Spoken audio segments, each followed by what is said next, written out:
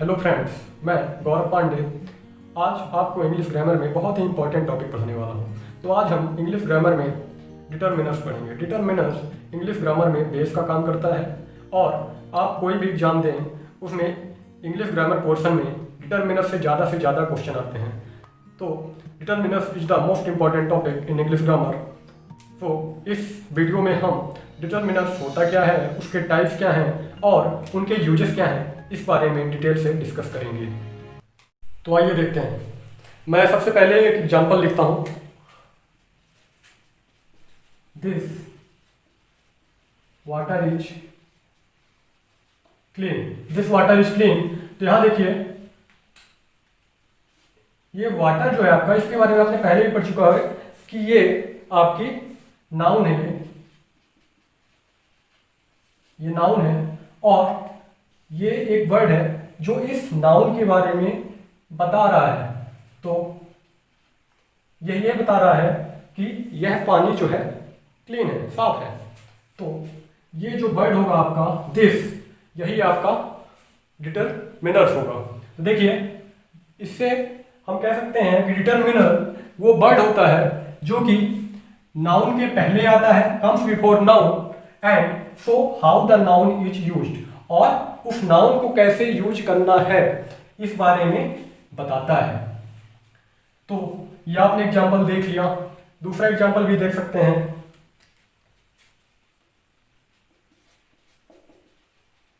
Every room has been painted. Every room has been painted. देखिए, यहां room आपका noun है और नाउन के पहले आपका एवरी आ रहा, तो एवरी आपका मिनर्स है। देन इसके टाइप्स देखते हैं। टाइप्स, तो यहाँ पहला होता है डेमोन्स्ट्रेटिव। डेमोन्स्ट्रेटिव में आपके दिस, दैट, दिस, एंड दो आते हैं। इसी तरह डिस्ट्रीब्यूटिव होता है आपका। डिस्ट्रीब्यूटिव में each, every, either, and, neither आते हैं आपके। फिर आपका आता है पजेसिव। पजेसिव में ये एडजेक्टिव भी होते हैं, my, our, his, her, its, their, and your. फिर आपका क्वांटिफायर आता है। क्वांटिफायर भी बहुत इंपॉर्टेंट होता है। Any, some, much, many, several, a lot of. और अगला आता है लास्ट, जो कि बहुत ही इंपॉर्टेंट है, ए एंड द। अब हम इन सभी के यूजेस पढ़ेंगे विथ एग्जांपल। तो देखिए, पहला है आपका डेमोन्स्ट्रेटिव। डेमोन्स्ट्रेटिव आपका किसी ऑब्जेक्ट या पर्सन से स्पीकर का क्या रिलेशन है, बोलने वाले का क्या रिलेशन है, इस बारे में बताता है। डेमोन्स्ट्रेटिव डिस्टेंस और क्लोजनेस के बारे में भी बताता है कि कोई वस्तु या व्यक्ति आपसे कितनी दूर है और कितनी पास है। तो देखिए, डेमोन्स्ट्रेटिव शो एन ऑब्जेक्ट और a person is relation to the speaker. Speaker का ऑब्जेक्ट और पर्सन का स्पीकर से क्या रिलेशन है, ये हमें डेमोन्स्ट्रेटिव बताता है। और यह फिजिकल क्लोजनेस और डिस्टेंस के बारे में बताता है। अब इनके यूजेस देखिए, इसमें आता है आपका this, that, this, and those. तो इसको हम एक ट्रिकी तरीके से समझेंगे। तो देखिए, दिस और दिस का यूज आपका क्लोजनेस, पास की वस्तु या व्यक्ति के लिए होता है।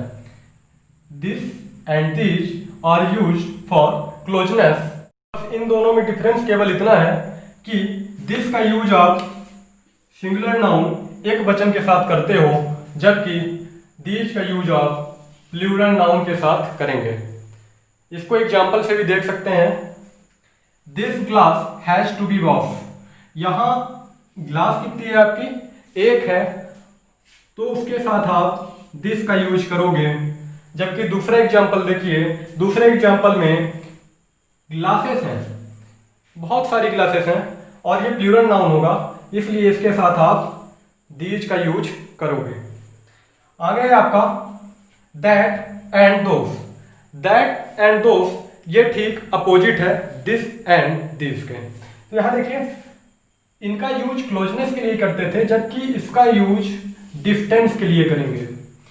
इसका यूज हम दूरी बताने के लिए करेंगे। अगर कोई वस्तु या व्यक्ति दूर है तो उसके लिए हम दैट एंड दोस का यूज करेंगे। तो इनमें भी डिफरेंस केवल इतना है कि दैट का यूज आप सिंगुलर नाउन एक वचन के साथ करेंगे, जबकि दोस का यूज आप प्लूरल नाउन बहुवचन के साथ करेंगे। एग्जाम्पल देखिए, that painting is very colourful. यहां देखिए पेंटिंग जो है ये बहुत ही दूर लगी हुई है, स्पीकर से पेंटिंग जो है बहुत ही दूर लगी हुई है, और जब दूर लगी हुई है और सिंगुलर है, और जब सिंगुलर है तो उसके लिए आप दैट का यूज करोगे, तो इसके साथ आप दैट का यूज करेंगे। ठीक अगले एग्जाम्पल में देखिए, दोस पेंटिंग्स आर वेरी कलरफुल। यहाँ पेंटिंग्स है आपकी, मतलब पेंटिंग्स है लेकिन बहुत सारी पेंटिंग है, तो वहां आप दोस का यूज करोगे, क्योंकि ये पेंटिंग्स यहाँ जो नाउन है आपका प्लूरल है, इसलिए यहाँ आप दोस का यूज करोगे। नेक्स्ट है आपका डिस्ट्रीब्यूटिव्स। डिस्ट्रीब्यूटिव एक से वर्ड होते हैं आपके जो कि किसी विशेष समूह की जानकारी देते हैं या फिर समूह में से किसी एक पर्सन और ऑब्जेक्ट की जानकारी देंगे। तो जैसे सपोज करिए आपके पास दो पेन हैं, both my pens are red in colour. तो यहाँ बोथ जो आया आपका, तो बोथ दोनों पेन के बारे में बता रहा है कि दोनों पेन जो हैं रेड कलर की हैं। तो ये एक समूह के बारे में बताएगा, पार्टिकुलर कोई एक समूह है। जैसे देखिए डिस्ट्रीब्यूटिव्स रिफर टू अ ग्रुप, यह एक ग्रुप के बारे में बताएगा, या फिर individual in the group, group में से किसी एक पर्सन या ऑब्जेक्ट के बारे में ये बताएगा। देखिए इनमें सबसे पहले आता है each and every. Each and every दोनों का यूज आप काउंटेबल नाउन के साथ करते हैं, ये दोनों यूज होते हैं आप काउंटेबल नाउन के साथ। इसमें ईच का use every individual in a group, मतलब कि प्रत्येक समूह में से किसी एक के लिए यूज होता है, किसी एक वस्तु या पर्सन के लिए। ठीक इसी तरह एवरी का use group of a collection, ये पूरे के पूरे समूह की बात करेगा। एवरी का यूज पूरे के पूरे ग्रुप ऑफ अ कलेक्शन, समूह के लिए यूज होगा, जबकि इसका यूज किसी एक के लिए या प्रत्येक व्यक्ति की जानकारी देगा ये। तो देखिए एग्जांपल्स देखते हैं दोनों के। Each member of the team was given a prize. Each member, एक टीम है और उस टीम के प्रत्येक मेंबर को प्राइज दिया गया। तो यहां उस टीम की प्रत्येक मेंबर की बात हो रही, इसलिए यहां क्या यूज होगा आपका, ईच का यूज होगा। ठीक इसी तरह यहां देखिए room, every room has been painted, सभी। अब यहां एवरी लग गया है तो इसका मतलब क्या हुआ कि सारे के सारे रूम एक कलेक्शन ऑफ अ ग्रुप, तो सारे के सारे रूम आपके क्या कर दिए गए हैं, पेंट कर दिए गए हैं। आगे है आपका ईच का यूज आप प्लूरल नाउन के साथ कर सकते हो, जबकि एवरी का आप यूज प्लूरल नाउन के साथ नहीं कर सकते। एग्जांपल देखिए, each of the children was running. Each of the children was running. यहाँ भी ये भी ध्यान देने लायक बात है कि ईच के साथ हमेशा आप ऑफ का यूज कर सकते हैं, जबकि एवरी के साथ नहीं कर सकते। तो each of the children was running, जो बच्चों का, बहुत सारे बच्चे हैं आपके, और बच्चों में से प्रत्येक बच्चा जो है वो दौड़ रहा है। लेकिन दूसरा एग्जांपल देखिए, एवरी चिल्ड्रन वर रनिंग। तो यहाँ ये सेंटेंस जो है आपका पूरी तरह से गलत है, क्योंकि एवरी का यूज हम प्लूरल नाउन के साथ नहीं करते हैं। All, say about whole groups. All जो होता है आपका पूरे के पूरे ग्रुप के बारे में बताता है, पूरा का पूरा समूह के बारे में। ये हमेशा अनकाउंटेबल नाउन या प्लूरल काउंटेबल नाउन के साथ यूज किया जाता है। अनकाउंटेबल नाउन, अनकाउंटेबल नाउन मतलब जिसे आप गिन नहीं सकते, या फिर plural countable noun. Plural countable noun ऐसे नाउन जिसे आप गिन सकते हो लेकिन वो बहुवचन है। तो इनके यूजुअल देखेंगे, ऑल चीज कंटेन प्रोटीन, पूरी की पूरी चीज में जो होता है आपका प्रोटीन हो पाया जाता है, क्योंकि उसमें बहुत ही ज्यादा मात्रा में प्रोटीन पाई जाती है। तो पूरी की पूरी चीज में, पूरी की पूरी ऑल कंटेन्स प्रोटीन। दूसरा एग्जांपल है, यहाँ ये चीज है, ये अनकाउंटेबल नाउन है, चीज आपकी क्या है, अनकाउंटेबल नाउन है। जबकि दूसरा एग्जांपल देखिए, आई लाइक ऑल डॉग्स, मुझे सभी कुत्ते पसंद हैं। अब सबकी अपनी अपनी चॉइस होती है, कुछ कुत्ते तो काटने वाले भी होते हैं और कुछ केवल भौंकते हैं। तो आई लाइक ऑल डॉग्स, तो मुझे सारे के सारे कुत्ते जो हैं पसंद है भाई। तो ये हो गया plural countable noun. Plural countable noun ये सारे कुत्तों की बात कर रहा है, दुनिया भर में जितने भी कुत्ते हैं। अगला आता है आपका either and neither. Either and neither ये दोनों के दोनों सिंगुलर नाउन के साथ यूज किए जाते हैं। सिंगुलर काउंटेबल नाउन के साथ आप इनको यूज कर सकते हैं। तो आइदर एंड नाइदर में इसका यूज, जो इसकी मीनिंग होती है, आइदर का मतलब होता है या तो, जबकि नाइदर का मतलब होता है ना ही। अब देखिए कैसे यूज करते हैं इसको। बोथ वन, इसको हम दो में से किसी एक वस्तु या पर्सन को चूज करने के लिए करते हैं। बोथ वन, दो में से एक के लिए।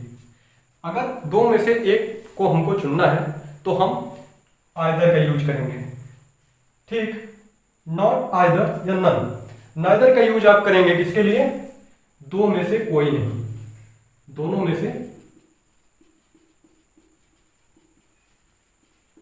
कोई नहीं, इसके लिए आप नाइदर का यूज करेंगे। देखिए एग्जांपल से हम इसको अच्छी तरह समझ सकते हैं। We can have the party at either house, हम किसी भी हाउस में पार्टी कर सकते हैं। मतलब भाई पार्टी करनी है तो किसी भी हाउस में आप पार्टी कर सकते हैं। We can have the party at either house. तो यहाँ दो हाउस है, दो हाउस में से आप किसी भी हाउस में पार्टी कर सकते हैं, इस बारे में बताया गया है। दूसरा देखिए, either day is fine for me, मेरे लिए भी कोई भी दिन अच्छा होता है भाई, मेरे लिए कोई भी दिन अच्छा है, फाइन फॉर आइदर डे। यहाँ ये ध्यान रखिएगा, ये डे जो है आपका सिंगुलर है और यहाँ हाउस भी आपका सिंगुलर है। सिंगुलर इसलिए है क्योंकि इसमें किसी एक हाउस या एक दिन की बात की जा रही है। ठीक, नाइदर का एग्जांपल देखते हैं। Neither parent come to meet the teacher. Neither parent मतलब एक बच्चे की पेरेंट्स टीचर मीटिंग थी, तो वहां ना तो उसकी मम्मी आई और ना ही उसके पापा। तो यहां neither parent come to meet the teacher.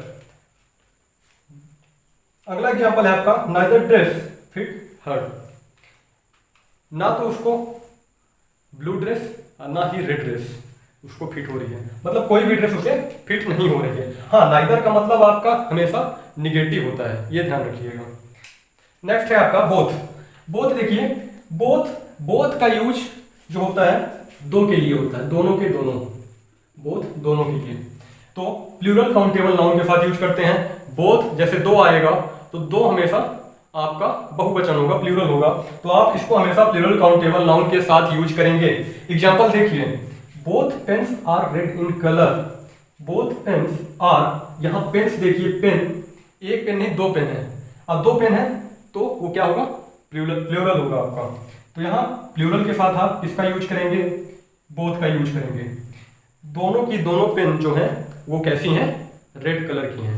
ठीक, इसी तरह अगला एग्जांपल बोथ।